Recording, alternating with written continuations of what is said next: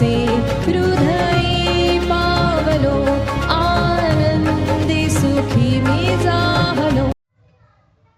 प्रभू येशू ख्रिस्ताच्या सर्वश्रेष्ठ नावात आपणास अभिवादन. पवित्र शास्त्र बायबलमधून लोककृत शुभवर्तमान अध्याय 16 व वचन 28 मध्ये असे लिहिले आहे, कारण मला 5 भाऊ आहेत, त्यांनी तरी ह्या यातनेच्या स्थळी येऊ नये म्हणून त्याने त्यास इकडची साक्ष द्यावी. जे वचन आम्ही ऐकले ते अशा व्यक्तीचे आहे की जी व्यक्ती मरण पावलेली आहे व स्वतःच्या पापाबद्दल पश्चाताप न केल्यामुळे ती आता अधोलोकात यातना भोगीत आहे व तिच्या हातून पश्चातापाची वेळ निघून गेली आहे.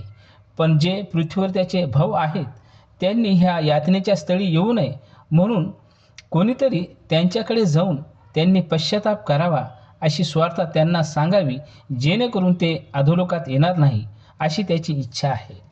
न्यायाच्या दिवशी पश्चाताप न करणाऱ्यास युगानयुगच्या नरकाग्नीमध्ये जावे लागेल. देवाची दया आहे की तुमच्या कानापर्यंत हे वचन आले आहे व तुम्ही ते हृदयापर्यंत घेऊन जावे अशी देवाची इच्छा आहे.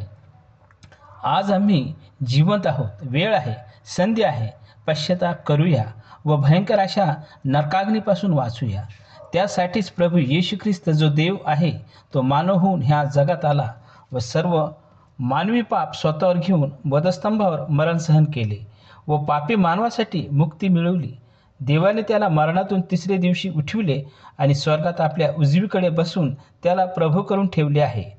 यामागे देवाची हीच इच्छा आहे की आम्ही पश्चाताप करावा व प्रभू येशू ख्रिस्त माझ्या पापासाठी मरण पावला व देवाने त्याला 3रे दिवशी मरणातून उठविले असा विश्वास ठेवून त्याला अंतःकरणात प्रभू म्हणून स्वीकारावे, जेणेकरून पापी मनुष्याचा नाश होणार नाही व त्याला सार्वकालिक जीवन मिळेल. देव करो न्यायाच्या दिवशी त्या अधोलोकात जाणाऱ्या मनुष्याप्रमाणे आम्हाला पस्तावा होऊ नये, तर वेळीच पश्चाताप करण्यास देव तुमचे सहाय्य करो.